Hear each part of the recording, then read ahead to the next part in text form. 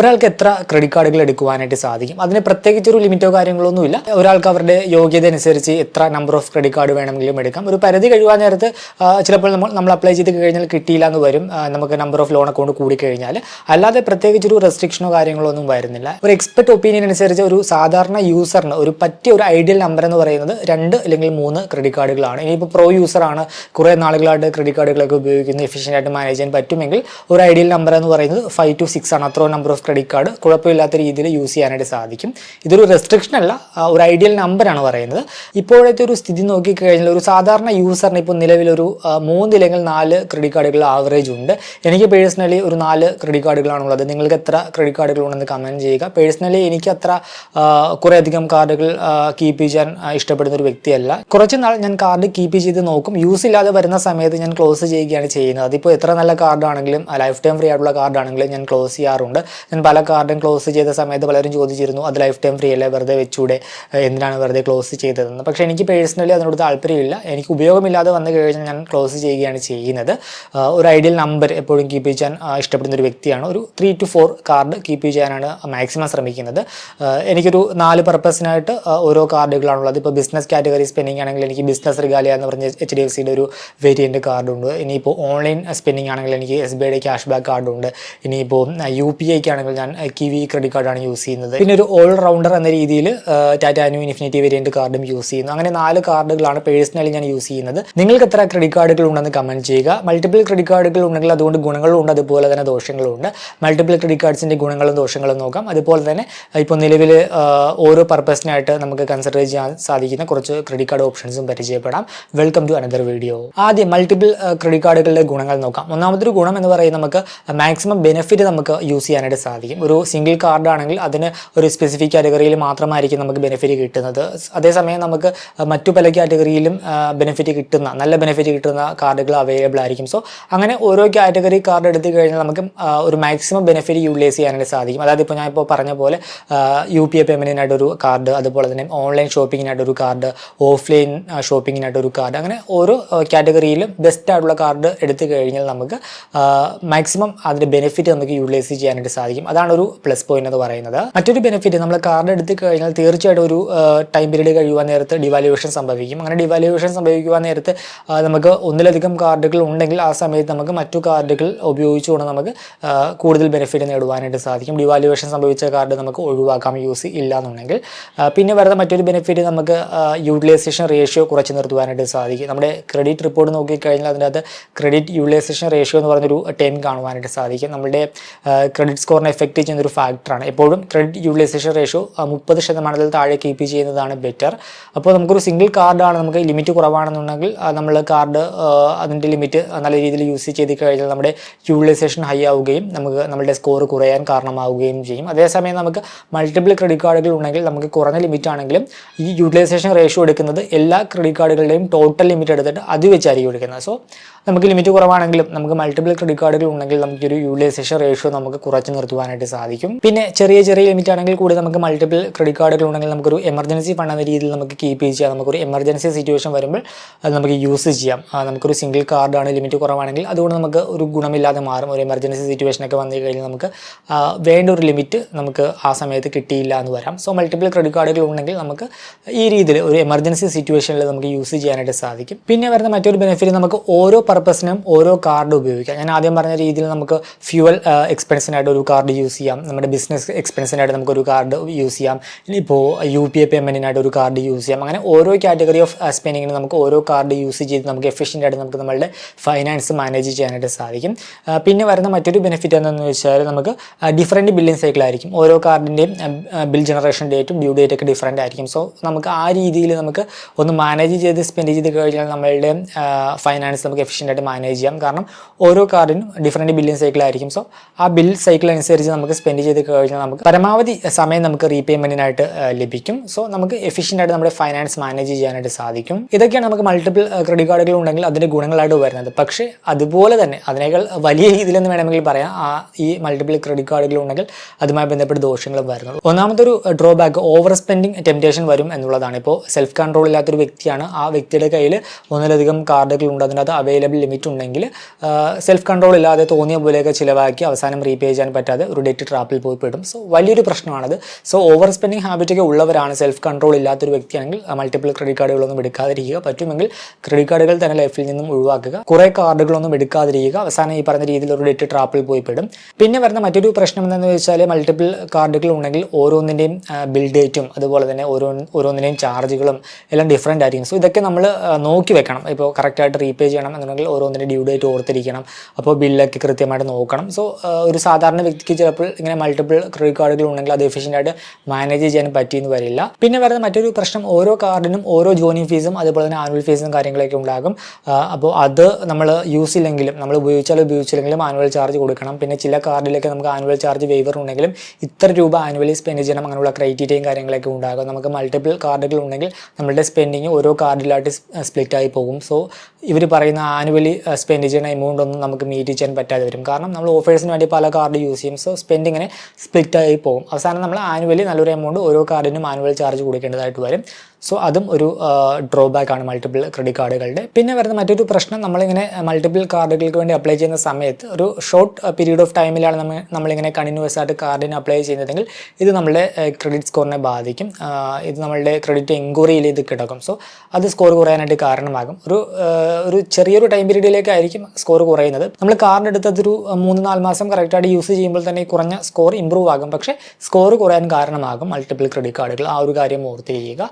So ഇതൊക്കെയാണ് multiple credit കാർഡുകളുടെ ഒരു drawbacks എന്ന് പറയുന്നത്. നമ്മളൊരു ഇൻവെസ്റ്റ്മെന്റ് പോർട്ട്ഫോളിയോ നമ്മൾ കീപ്പ് ചെയ്യുന്നത് പോലെ തന്നെ ക്രെഡിറ്റ് കാർഡുകൾക്കും ഒരു പോർട്ട്ഫോളിയോ കീപ്പ് ചെയ്യുക. ഓൺലൈൻ സ്പെൻഡിങ്ങിനായിട്ട് ഒരു കാർഡ്, UPI സ്പെൻഡിങ്ങിനായിട്ട് ഒരു കാർഡ്, ഓഫ്ലൈൻ സ്പെൻഡിങ്ങിനായിട്ട് ഒരു കാർഡ്, ആ രീതിയിൽ നമുക്കൊരു ക്രെഡിറ്റ് കാർഡ് പോർട്ട്ഫോളിയോ നമുക്ക് കീപ്പ് ചെയ്യാനായിട്ട് സാധിക്കും. ആവശ്യമില്ലാത്ത കാർഡുകളൊക്കെ ക്ലോസ് ചെയ്ത് കളയുക. ഈ രീതിയിൽ നമുക്ക് ഓരോ കാറ്റഗറിയിലും ഇപ്പോൾ നിലവിൽ നമുക്ക് കൺസിഡർ ചെയ്യാൻ സാധിക്കുന്ന കുറച്ച് കാർഡുകൾ പരിചയപ്പെടാം. പല കാർഡിനെ പറ്റി നമ്മൾ ഡീറ്റെയിൽ വീഡിയോ ഇതിനു മുമ്പ് ചെയ്തിട്ടുണ്ട്. അതിൻ്റെ ലിങ്ക് ഞാൻ ഐ ബട്ടണിൽ ആഡ് ചെയ്യുന്നുണ്ട്. ഈ ഒരു വീഡിയോയിൽ ജസ്റ്റ് ബെനിഫിറ്റ് മാത്രമാണ് കവർ ചെയ്യുന്നത്.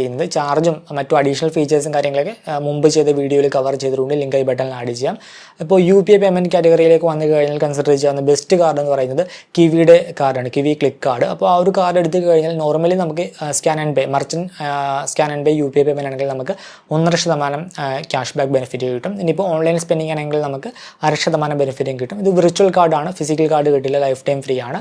ഇനിയിപ്പോൾ നമ്മൾ ആനുവലി 999 രൂപ പ്ലസ് GST കൊടുത്തുകൊണ്ട് നിയോൺ മെമ്പർഷിപ്പ് എടുത്തു കഴിഞ്ഞാൽ സ്കാൻ ആൻഡ് പേ പേയ്മെൻറ്റ് ആണെങ്കിൽ നമുക്ക് മിനിമം 2% ക്യാഷ് ബാക്ക് കിട്ടും. പിന്നെ മൈൽ സ്റ്റോൺ ബെനിഫിറ്റ് വരുന്നുണ്ട്. 50,000 രൂപ സ്പെൻഡ് ചെയ്യുമ്പോൾ ആ സ്പെൻഡ് ചെയ്ത എമൗണ്ട് വരെ നമുക്ക് 3% ക്യാഷ് ബാക്കും, 1,00,000 രൂപ വരെ സ്പെൻഡ് ചെയ്യുമ്പോൾ 50,000 to 1,00,000 രൂപ വരെയുള്ള ഒരു സ്പെൻഡിങ്ങിന് നമുക്ക് 4% ക്യാഷ് ബാക്കും, 1,00,000 രൂപ to 1.5 രൂപ വരെയുള്ള സ്പെൻഡിങ്ങിന് നമുക്ക് 5% ക്യാഷ് ബാക്കും കിട്ടും. സോ അങ്ങനെ ഒരു മൈൽ സ്റ്റോൺ ബെനിഫിറ്റ് വരുന്നുണ്ട്. മിനിമം എന്തായാലും 2% ബെനിഫിറ്റ് നമുക്ക് സ്കാൻ ആൻഡ് പേക്ക് കിട്ടും. പിന്നെ 50,000 രൂപ സ്പെൻഡ് ചെയ്യുമ്പോഴും 1,00,000 രൂപ സ്പെൻഡ് ചെയ്യുമ്പോഴും 1.5 രൂപ സ്പെൻഡ് ചെയ്യുമ്പോഴും നമുക്ക് ഡൊമസ്റ്റിക് എയർപോർട്ട് ലോഞ്ച് ആക്സസ് നമുക്ക് കോംപ്ലിമെൻ്ററി ആയിട്ട് വരുന്നുണ്ട്. ഇങ്ങനെയുള്ള ബെനിഫിറ്റ് ഒക്കെയാണ് ഈ ഒരു കിവിയുടെ ക്ലിക്ക് കാർഡിൽ വരുന്നത്. ഈ ഒരു കിവി കാർഡിനെ പറ്റി നമ്മൾ മുൻപ് പല വീഡിയോകളും ചെയ്തിട്ടുണ്ട്. ഞാൻ പേഴ്സണലി യൂസ് ചെയ്യുന്ന ഒരു കാർഡാണ്. എക്സ്പീരിയൻസും കാര്യങ്ങളൊക്കെ പറഞ്ഞുകൊണ്ട് വീഡിയോകൾ ചെയ്തിട്ടുണ്ട്. ലിങ്ക് ഐ ബട്ടണിൽ ആഡ് ചെയ്യാം. താല്പര്യമുള്ളവർക്ക് അപ്ലൈ ചെയ്യാനുള്ള ലിങ്ക് ഞാൻ വീഡിയോക്ക് താഴെ നൽകുന്നുണ്ട്. നമുക്ക് കിട്ടുന്ന ക്യാഷ് ബാക്ക് ഡയറക്റ്റ് ആയിട്ട് നമ്മളുടെ ബാങ്ക് അക്കൗണ്ടിലേക്ക് നമുക്ക് റിഡീം ചെയ്യുകയും ചെയ്യാം. നമ്മളുടെ അനുവദിച്ച് കിട്ടുന്ന ക്രെഡിറ്റ് കാർഡ് ലിമിറ്റ് എത്രയാണോ അതിൻ്റെ 1% നമുക്ക് ഒരു മാസം മാക്സിമം നേടുവാൻ സാധിക്കുന്ന ക്യാഷ് ബാക്ക്. അപ്പോൾ UPI കാറ്റഗറിയിൽ ആ ഒരു കാർഡ് നിങ്ങൾക്ക് എടുക്കാം. ഇനിയിപ്പോൾ ഓൺലൈൻ സ്പെൻഡിങ് കാറ്റഗറിയിലേക്ക് വന്നു കഴിഞ്ഞാൽ കൺസിഡർ ചെയ്യാൻ പറ്റിയൊരു കാർഡ് വരെയാണ് SBI കാർഡ്സിൻ്റെ ക്യാഷ് ബാക്ക് കാർഡ്. നമുക്ക് ഓൺലൈൻ സ്പെൻഡിങ്ങിന് എലിജിബിൾ കാറ്റഗറീസിൽ നമുക്ക് 5% ക്യാഷ് ബാക്ക് ഒരു കാർഡ് ഓഫർ ചെയ്യുന്നുണ്ട്. ഓഫ്ലൈൻ സ്പെൻഡിങ്ങിന് എലിജിബിൾ കാറ്റഗറിയിൽ നമുക്ക് 1% ക്യാഷ് ബാക്കും കിട്ടും. അപ് ടു നമുക്ക് ഒരു മാസം മാക്സിമം ഒരു സൈക്കിളിൽ 5,000 രൂപ വരെ ക്യാഷ് ബാക്ക് നേടുവാനായിട്ട് സാധിക്കും. സോ ഓൺലൈൻ സ്പെൻഡിങ്ങിനായിട്ട് കൺസിഡർ ചെയ്യാൻ പറ്റിയ നല്ലൊരു കാർഡ് വരെയാണ് SBI കാർഡ്സിൻ്റെ ഒരു ക്യാഷ് ബാക്ക് കാർഡ്. ജോയിനിങ് ഫീസും ആനുവൽ ഫീസും വരുന്നത് 999 രൂപ പ്ലസ് GST ആണ്. ആനുവൽ ചാർജ് വേവ് ചെയ്ത് കിട്ടാനായിട്ട് ആനുവലി 2,00,000 രൂപയ്ക്ക് മുകളിൽ സ്പെൻഡ് ചെയ്യണം. പിന്നെ ഈ ഒരു ഓൺലൈൻ കാറ്റഗറിയിൽ വേണമെങ്കിൽ നിങ്ങൾക്ക് ഒരു സ്പെസിഫിക് ഇ-കൊമേഴ്സ് പോർട്ടലിൽ കിട്ടുന്ന കാർഡ് കൺസിഡർ ചെയ്യാം. ഇപ്പോൾ നിങ്ങൾ കൂടുതലായിട്ട് ആമസോണാണ് യൂസ് ചെയ്യുന്നതെങ്കിൽ ആമസോൺ ICICI കാർഡ് കൺസിഡർ ചെയ്യാം. പക്ഷേ അത് ഇൻവൈറ്റ് ഉള്ളി ബേസ്ഡ് ആണ്, നമുക്ക് ഡയറക്റ്റായിട്ട് അപ്ലൈ ചെയ്യാനായിട്ട് സാധിക്കില്ല. പിന്നെയുള്ളത് നിങ്ങൾ ഫ്ലിപ്കാർട്ടാണ് കൂടുതലായിട്ട് യൂസ് ചെയ്യുന്നതെങ്കിൽ നിങ്ങൾക്ക് Flipkart axis bank credit card consider ചെയ്യാം. ഇപ്പോൾ നിലവിൽ അതിന് ജോയിനിങ് ഫീസ് ഇല്ലാതെ നമുക്ക് കാർഡിന് അപ്ലൈ ചെയ്യാനായിട്ട് സാധിക്കും. ആനുവൽ ചാർജ് വരുന്നത് 500 രൂപ പ്ലസ് GST ആണ്. ആനുവലി 3.5 രൂപയ്ക്ക് മുകളിൽ സ്പെൻഡ് ചെയ്ത് കഴിഞ്ഞാൽ നമുക്ക് ആനുവൽ ചാർജ് വേവ് ചെയ്ത് കിട്ടും. ഈ ഒരു ഫ്ലിപ്കാർട്ട് ആക്സിസ് ബാങ്ക് കാർഡിൻ്റെ ബെനിഫിറ്റ് നോക്കിക്കഴിഞ്ഞാൽ മിന്ത്രയിൽ നമുക്ക് 7.5% ക്യാഷ് ബാക്ക് അപ് ടു ക്വാർട്ടറിൽ 4,000 രൂപ വരെ നേടാം. ഇനിയിപ്പോൾ ഫ്ലിപ്കാർട്ടിലാണെങ്കിൽ നമുക്ക് 5% ക്യാഷ് ബാക്ക് അപ് ടു ഒരു ക്വാർട്ടറിൽ 4,000 രൂപ വരെ നേടാം. ക്ലിയർ ട്രിപ്പ് ആണെങ്കിൽ നമുക്ക് 5% ക്യാഷ് ബാക്ക് അപ് ടു ഒരു ക്വാർട്ടറിൽ മാക്സിമം 4,000 രൂപ വരെ നേടാം. പിന്നെ ഈ കാണുന്ന പ്രിഫേർഡ് മർച്ചൻസിൽ നമുക്ക് 4% ക്യാഷ് ബാക്ക് അൺലിമിറ്റഡ് നേടാം. മറ്റു എലിജിബിൾ കാറ്റഗറീസിൽ നമുക്ക് 1% ക്യാഷ് ബാക്ക് മിനിമം എന്തായാലും നേടാം. 1% ക്യാഷ് ബാക്ക് അൺലിമിറ്റഡ് ആണ്.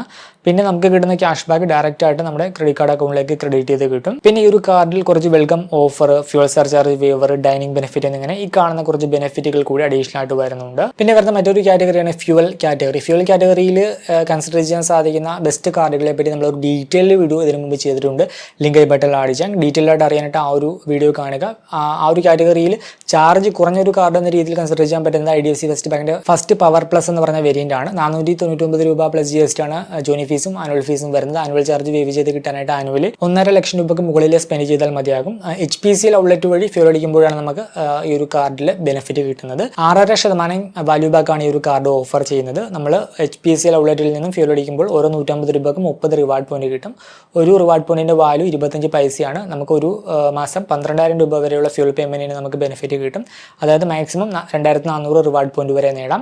പിന്നെ നമ്മൾ HP Pay ആപ്പ് വഴി ഫ്യൂൽ അടിക്കുമ്പോൾ നമുക്ക് ഓരോ 100 രൂപയ്ക്ക് നമുക്ക് 6 ഹാപ്പി കോയിൻസ് കിട്ടും. ഒരു കോയിൻ്റെ വാല്യൂ 25 പൈസയാണ്. അങ്ങനെ ഒരു മാസം നമുക്ക് 10,000 രൂപ വരെയുള്ള സ്പെൻഡിങ്ങിന് ഈ ഒരു ഹാപ്പി കോയിൻസ് നേടാം. അതായത് 600 കോയിൻ വരെ ഒരു മാസം നേടാം. അങ്ങനെ ഈ രണ്ട് ബെനിഫിറ്റുകൾ ആഡ് ചെയ്താണ് നമുക്ക് 6.5% വാല്യൂ ബാക്ക് ഈ ഒരു കാർഡ് ഓഫർ ചെയ്യുന്നത്. പിന്നെ ഓൾറൗണ്ടർ എന്ന രീതിയിൽ കൺസിഡർ ചെയ്യാൻ പറ്റിയ കാർഡുകൾ നോക്കിക്കഴിഞ്ഞാൽ ഒന്നാമത്തേത് HSBC ബാങ്കിന്റെ ലൈവ് പ്ലസ് എന്ന് പറഞ്ഞ വേരിയന്റ് ആണ്. ജോയിനിങ് ഫീസും ആനുവൽ ഫീസും വരുന്നത് 999 രൂപ പ്ലസ് GST ആണ്. ആനുവൽ ചാർജ് വേവ് ചെയ്ത് കിട്ടാനായിട്ട് ആനുവലി 2 ലക്ഷം രൂപയ്ക്ക് മുകളിൽ സ്പെൻഡ് ചെയ്താൽ മതിയാകും. ഈ ഒരു കാർഡിന്റെ ബെനിഫിറ്റ് നോക്കിക്കഴിഞ്ഞാൽ ഫുഡ് ഡെലിവറി, അതുപോലെ തന്നെ ഗ്രോസറി, പിന്നെ ഡൈനിങ് കാറ്റഗറിയിൽ സ്പെൻഡ് ചെയ്യുമ്പോൾ നമുക്ക് 10% ക്യാഷ് ബാക്ക് അപ് ടു 1000 രൂപ വരെ നേടുവാനായിട്ട് സാധിക്കും. അതായത് ഇപ്പോൾ നമ്മൾ ഗ്രോസറി കാറ്റഗറി നമ്മൾ ബിഗ് ബാസ്ക്കറ്റ് അതുപോലുള്ള സൈറ്റുകളിൽ ഓൺലൈനായിട്ട് വാങ്ങിയാലും അല്ലെങ്കിൽ ഓഫ്ലൈനായിട്ട് പർച്ചേസ് ചെയ്താലും, ഇനി സൊമാറ്റോ, സ്വിഗ്ഗി പോലുള്ള പ്ലാറ്റ്ഫോമുകളിൽ നമ്മൾ ഫുഡ് ഓർഡർ ചെയ്താലും, ഇനിയിപ്പോൾ നമ്മൾ റെസ്റ്റോറൻറ്റിൽ പോയിട്ട് പേയ്മെൻറ്റ് ചെയ്താലും നമുക്ക് ഈ 10% ക്യാഷ് ബാക്ക് നേടുവാനായിട്ട് സാധിക്കും. അപ് ടു ഒരു ബില്ലിംഗ് സൈക്കിളിൽ മാക്സിമം 1000 രൂപ വരെ ക്യാഷ് ബാക്ക് നേടാം. മറ്റെല്ലാ എലിജിബിൾ കാറ്റഗറിയിലുള്ള സ്പെൻഡിങ്ങിന് നമുക്ക് 1.5% ക്യാഷ് ബാക്ക് അൺലിമിറ്റഡ് നേടുവാനും സാധിക്കും. അതാണ് ഈ ഒരു കാർഡിൻ്റെ ഹൈലൈറ്റ് എന്ന് പറയുന്നത്. ഈ ഒരു കാർഡ് പക്ഷേ എല്ലാവർക്കും കിട്ടില്ല. ഈ കാണുന്ന സെലക്ടഡ് സിറ്റീസിലുള്ളവർക്ക് മാത്രമേ അപ്ലൈ ചെയ്യാനായിട്ട് സാധിക്കൂ. കൊച്ചി അവൈലബിൾ ആണ്. പിന്നെ 4 ലക്ഷം രൂപയ്ക്ക് മുകളിൽ സാലറി ഉള്ളൊരു വ്യക്തിക്ക് മാത്രമേ ഈ ഒരു കാർഡ് അപ്ലൈ ചെയ്താൽ കിട്ടുകയുള്ളൂ. പിന്നെ കൺസിഡർ ചെയ്യാവുന്ന മറ്റൊരു കാർഡ് വേരിയന്റ് HDFC ബാങ്കിന്റെ പിക്സൽ വേരിയന്റ് ആണ്. ഈ ഒരു കാർഡിനെ പറ്റി ഞാൻ ഇതിനു മുമ്പ് 1-2 വീഡിയോകൾ ചെയ്തിട്ടുണ്ട്. ഞാൻ പേഴ്സണലി എടുത്തിട്ട് ക്ലോസ് ചെയ്ത കാർഡാണ്. അപ്പോൾ ഈ ഒരു കാർഡ് എടുക്കുന്ന മുമ്പ് എൻ്റെ എക്സ്പീരിയൻസും കാര്യങ്ങളൊക്കെ കാണുക, അതിനുശേഷം ഡിസൈഡ് ചെയ്യുക. നിങ്ങൾക്ക് വേണമെങ്കിൽ കൺസിഡർ ചെയ്യാവുന്ന ഒരു വേരിയന്റ് ആണിത്. ഈ ഒരു കാർഡ് നോക്കിക്കഴിഞ്ഞാൽ നമുക്ക് 2 വേരിയന്റ് വരുന്നുണ്ട്. പിക്സൽ പ്ലേ വരുന്നുണ്ട്, ഗോ വരുന്നുണ്ട്. ഇതിൻ്റെ ബെനിഫിറ്റുകൾ നോക്കിക്കഴിഞ്ഞാൽ പിക്സൽ പ്ലേ വേരിയന്റ് ആണെങ്കിൽ ആമസോൺ, സൊമാറ്റോ, നൈക്ക എന്നിങ്ങനെ ഈ കാണുന്ന മർച്ചൻസിൽ നമുക്ക് 2 മർച്ചൻസ് നമുക്ക് പിക്ക് ചെയ്യാം. ആ 2 മർച്ചൻസിൽ നമുക്ക് 5% ക്യാഷ് ബാക്ക് അപ് ടു 500 രൂപ വരെ ഒരു ബില്ലിംഗ് സൈക്കിളിൽ നേടാം. പിന്നെ പേസാപ്പ്, ആമസോൺ, ഫ്ലിപ്കാർട്ട് ഈ 3 മർച്ചൻസിൽ നമുക്ക് ഒരെണ്ണം പിക്ക് ചെയ്യാം. ആ ഒരു കാറ്റഗറിയിൽ ഇപ്പോൾ ആമസോൺ ആണെങ്കിൽ ആമസോൺ, ഇല്ലെങ്കിൽ ഫ്ലിപ്കാർട്ട് ആണെങ്കിൽ ഫ്ലിപ്കാർട്ട് നമുക്ക് 3% ക്യാഷ് ബാക്ക് അപ് ടു 500 രൂപ വരെ ഒരു മാസം നേടാം. പിന്നെ മറ്റെല്ലാ സ്പെൻഡിങ്ങിനും നമുക്ക് 1% അൺലിമിറ്റഡ് ക്യാഷ് ബാക്ക് നേടാം എലിജിബിൾ കാറ്റഗറിയിൽ. പിന്നെ UPI സ്പെൻഡിങ്ങിന് നമുക്ക് 1% ക്യാഷ് ബാക്ക് അപ് ടു 500 രൂപ വരെ ഒരു മാസം നേടാം. ജോയിനിങ് ഫീസും ആനുവൽ ഫീസും വരുന്നത് 500 രൂപയാണ്. നമ്മൾ കാർഡ് എടുത്ത് 90 ദിവസത്തിനുള്ളിൽ 20,000 രൂപയ്ക്ക് മുകളിൽ സ്പെൻഡ് ചെയ്ത് കഴിഞ്ഞാൽ നമുക്ക് കൊടുത്ത് ജോയിനിങ് ഫീസ് നമുക്ക് റിവേഴ്സ് ചെയ്ത് കിട്ടും. പിന്നെ ആനുവൽ ചാർജ് വേവ് ചെയ്ത് കിട്ടാനായിട്ട് 1 ലക്ഷം രൂപയ്ക്ക് മുകളിൽ സ്പെൻഡ് ചെയ്താൽ മതിയാകും. പിന്നെ പിക്സൽ ഗോ വേരിയന്റ് ആണെങ്കിൽ നമുക്ക് 1% ക്യാഷ് ബാക്ക് എലിജിബിൾ കാറ്റഗറിയിലെല്ലാം കിട്ടും. അത് അൺലിമിറ്റഡ് ആണ്. പിന്നെ സ്മാർട്ട് ബൈയിൽ നമുക്ക് 5% ക്യാഷ് ബാക്ക് അപ് ടു 500 രൂപ വരെ നേടാം. പിന്നെ UPI സ്പെൻഡിങ്ങിന് നമുക്ക് 1% ക്യാഷ് ബാക്ക് അപ് ടു 500 രൂപ വരെ നേടാം.